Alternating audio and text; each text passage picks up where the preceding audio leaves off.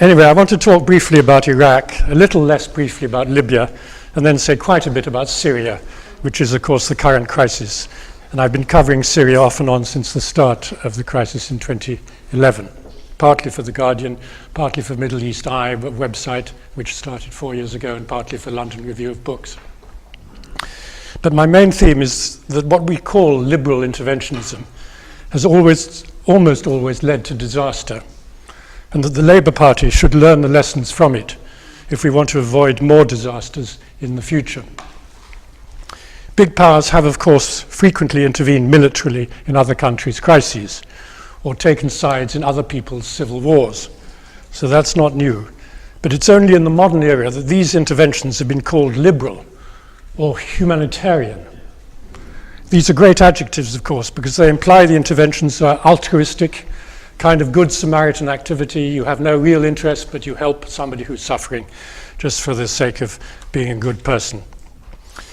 But so unlike previous interventions, which were usually to gain control of territory in the imperial age, or resources, or oil, in other words, they had a strong element of self-interest, these liberal interventions were purely designed, so the argument goes, to save innocent lives or to bring democracy by toppling terrible dictatorships.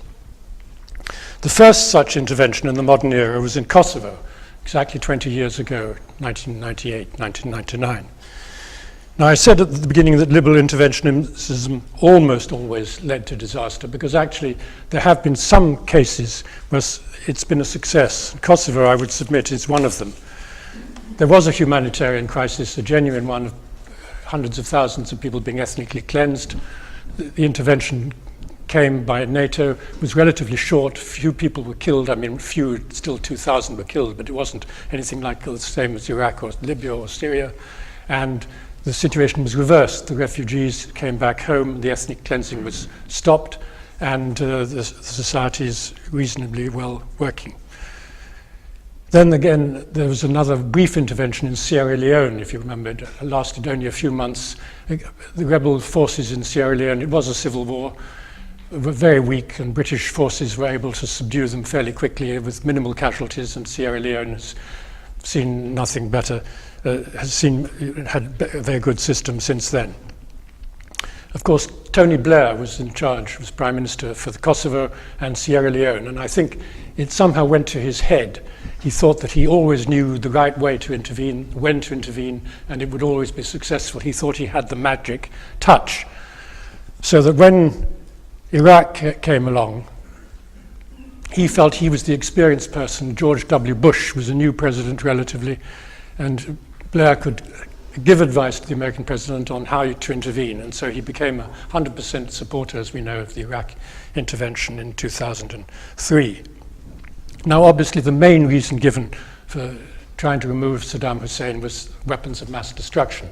That was the American argument, and they were very concerned about nuclear weapons, which they thought might be used against Israel, because obviously the US alliance with Israel was a major factor behind that intervention.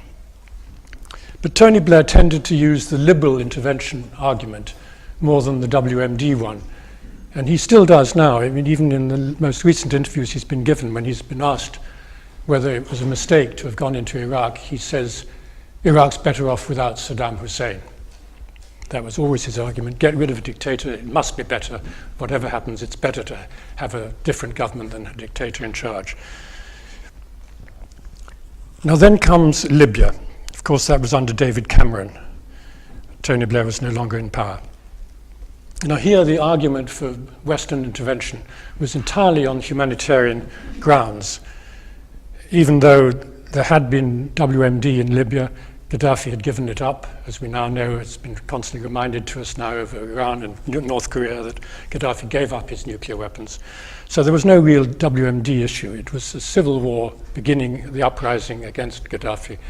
And Britain and France, particularly, with the US as well, intervened on humanitarian grounds. If you remember, this is back in 2011, they claimed that Gaddafi's forces, which were moving eastwards along the Mediterranean coast towards the second city of Libya, Benghazi, there would be a massacre of civilians if there was no intervention. And so for humanitarian reasons, Britain and France and the Americans had to help to prevent this imminent massacre looming as Gaddafi's forces approached. And they managed to get a UN Security Council resolution authorizing an intervention by air, and the Russians abstained. They used the argument, British diplomats and French diplomats and American diplomats at the UN, that this was not like Iraq. It wasn't going to be ground forces. It was purely an air campaign. It was just confined to saving the people of Benghazi, eliminating the threat to Benghazi, and that's all it was. It was just humanitarian. It wasn't about regime change. And under that pretext, they persuaded the Russians not to authorize it, but to abstain. They didn't veto it. And that's actually one of the reasons why the Russians are now so determined to block any kind of similar intervention in the UN, because they feel they were cheated and deceived by the West in 2011 over Libya. Now, after we know what happened, of course. It wasn't just confined to Benghazi. They bombed the entire Libyan Air Force, a lot of the power stations, all kinds of military structure in Tripoli and elsewhere in the country, which obviously gave the rebels a huge military advantage, and they eventually toppled Gaddafi a few months later. But Libya's in total chaos. So Libya is not really a better place to be than it was under Gaddafi. It's in complete chaos, similar to what it was in Iraq soon after the invasion of 2003. And about 2 or 3 years ago, the House of Commons Foreign Affairs Committee did a study on Libya. And 2 of Britain's best experts on Libya, academics, pointed out in their evidence that this idea that there was a looming massacre in Libya was not based on any reliable evidence.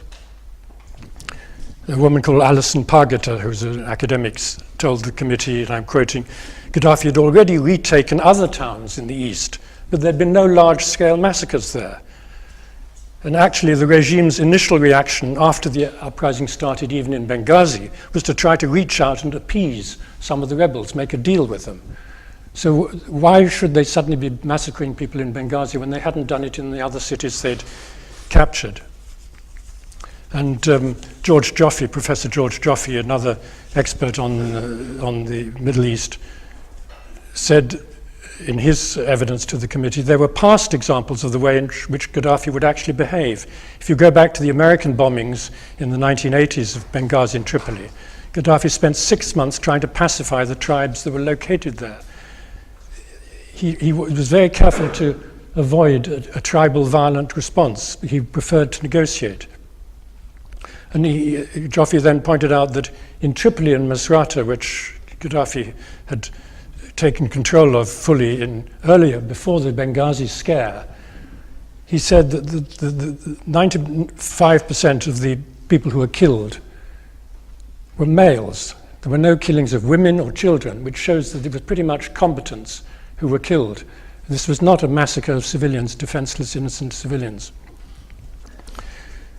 So now let's come on to Syria, which is the most pertinent of the current crises. In 2011, as you know, a peaceful uprising began against the Assad government. And Western governments thought it would be successful very quickly, as it happened in Egypt and Tunisia. The dictator would be toppled very quickly.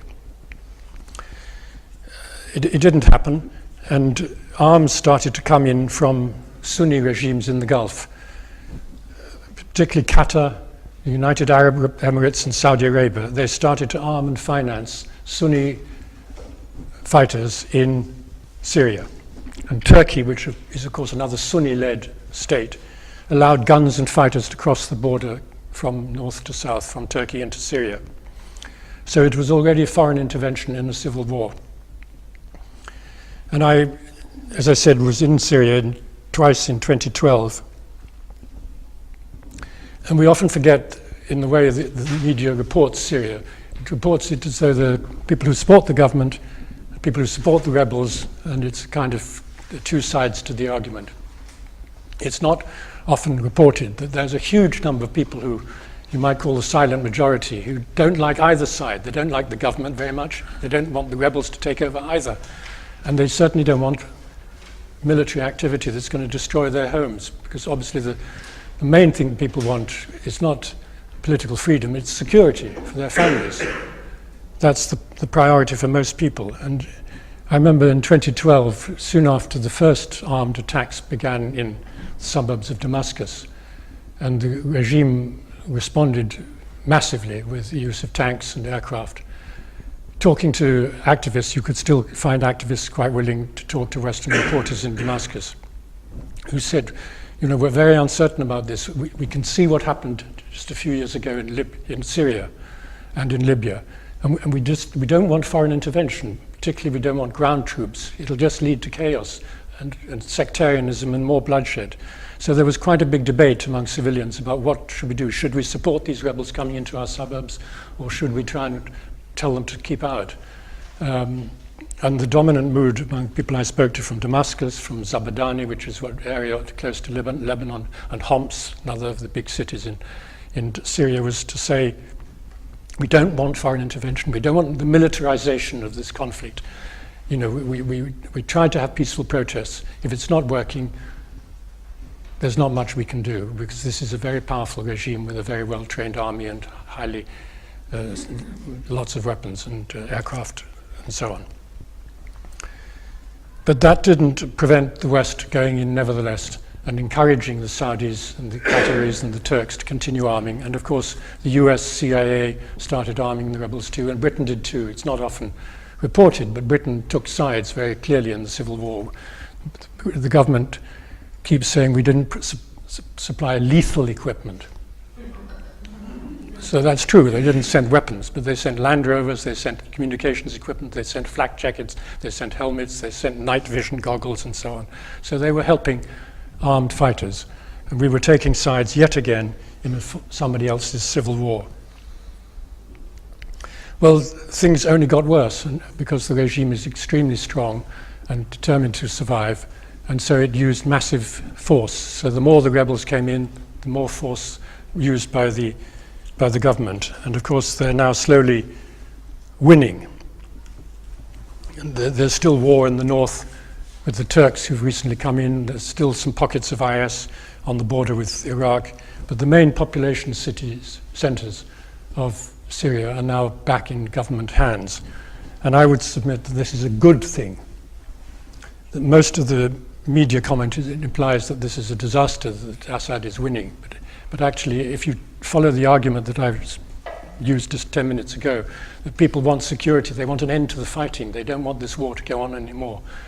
The fact that somebody's won, in this case Assad has won, is better, because it means there's no more fighting. A few weeks ago, the last rebel pocket around Damascus, in the Damascus suburbs, was ended. And earlier on, a year or so ago, it was in Aleppo. Aleppo is now free of war, except a few pockets on the western edge. And Homs is free of war. And people are beginning to go back, which is, again, tends to be unreported.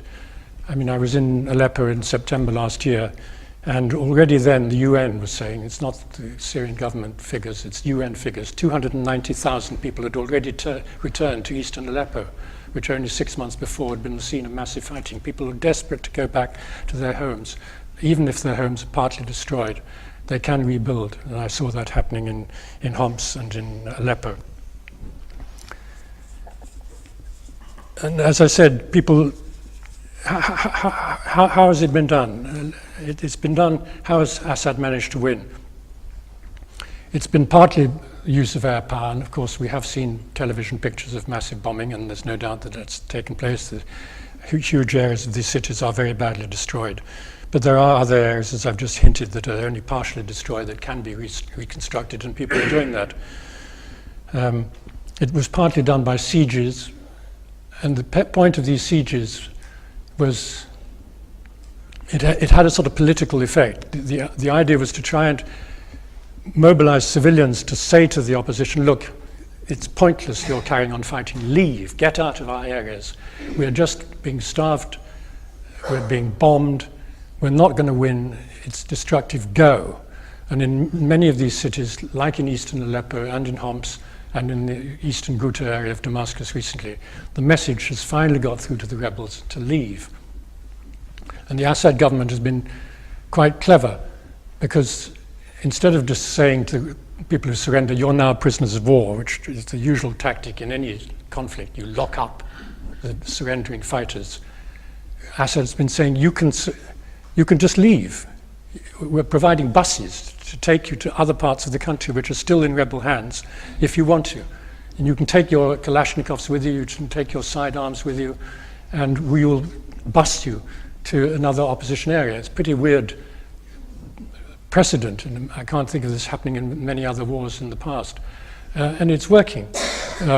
Now, many of the rebels say to the civilians, it'll be a disaster for you if the government retakes control. You'll be killed, you'll be massacred, like the argument was used about Libya that I mentioned at the beginning. Come with us, or don't surrender, don't fall for these blandishments about surrender, it's all a trick. And so the civilians are being put under massive pressure, and some of them have gone in buses, but I went with the rebels, but many of them have come back. When I was in Homs in September, I talked to families who'd left for the north, then found it was no better in the north. They were still being bombed, they were still under siege, and they came back. And the one man I spoke to, I just found him in the street, sitting outside his house, which was only partly destroyed. He'd gone 4 months earlier with his entire family, wife, 4 children, and various brothers and people to northern Syria in a rebel area. He said he'd come back. His 3 sons, who were of military age, had not come back because they would be conscripted into the Syrian government army if they're military age. But the younger son, who was about 12, had come back with him, and his wife had obviously come back with him as well. And they were saying, you know, it's much better to be back where you have always lived, and we can start a life here. And it also turned out, from talking to him and to others, that the siege had not been total. Some cities or suburbs have been under total siege, and so there's been genuine risk of starvation. But in other ones, the ones where they were, which was a suburb of Homs, in fact, during the siege, there was a government bakery on the government side, across the checkpoint, across the front line. The people who worked in the bakery and happened to live in the rebel-held area were allowed to commute every day just by walking across the front line.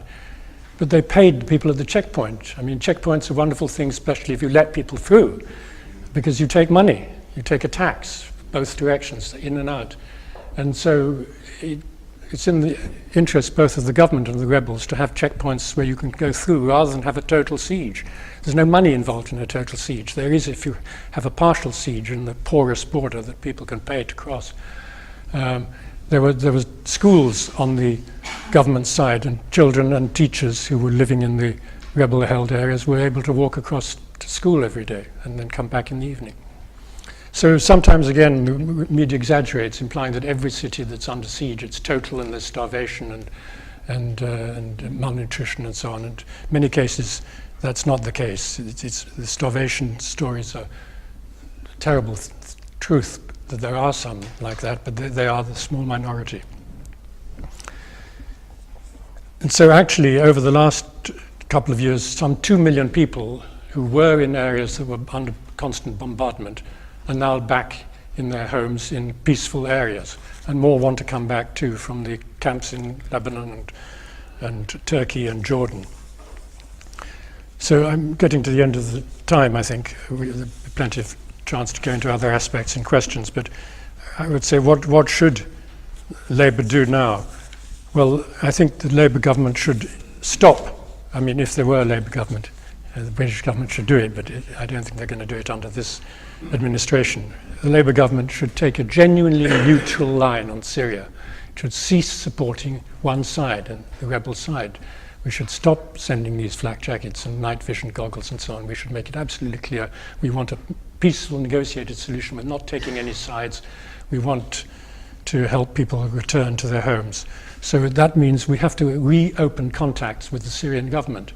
British line at the moment is we have no contact, and as long as Assad is there. I think it's shown this line has been held for the last 7 years, doesn't work. Assad is not going anywhere. You have to recognize he is the government of Syria, and you have to reopen contacts with him in order to facilitate the return of the refugees and aid and all the rest of it to go in. And we should work with the United Nations to try and have a nationwide ceasefire to press the rebels who are the remaining rebel pocket called Idlib, which is on the northwest border of Syria with Turkey, where there's several hundred thousands of people staying in their various rebel factions, some of which are fighting each other, by the way, not just fighting the regime forces. Urge them to try and make one of these deals with the government. I mean, they're called reconciliation deals, but frankly, that's a misnomer. They are surrenders.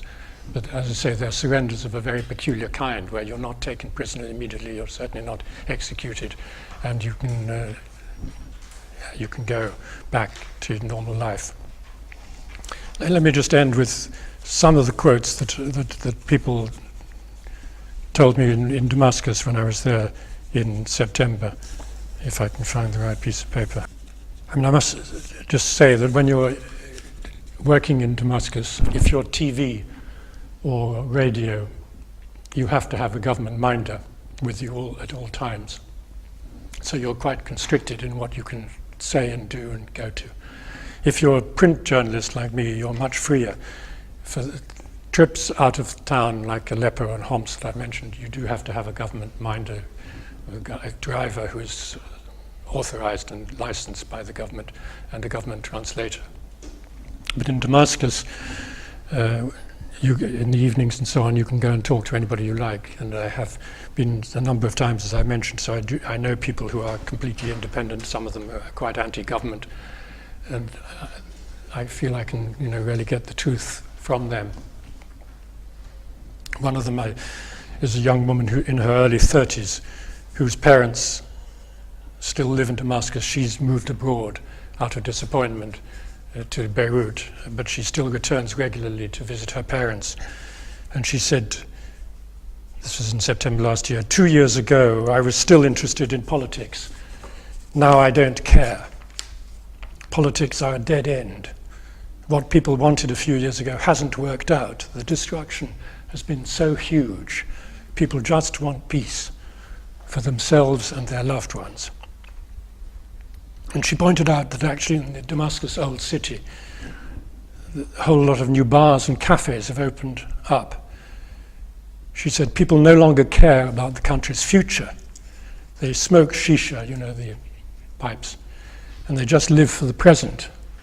I feel in the same way. And another woman who works as an independent translator, is quite anti-government initially, she was more despairing about the future, but equally relieved that the war was finally winding down, at least for the residents of Damascus and other big cities. She said, the fighting may be over now, but hatred will remain for years. People are angry with both sides. They blame both sides for the violence. As far as I'm concerned, the revolution was over when the first shot was fired. And again, I spoke to a third person who's one of Syria's most talented painters, who still is able to travel out of the country, elderly man. He said, the original revolutionaries have gone abroad, or they're dead. It's over. One must be realistic. Thank you.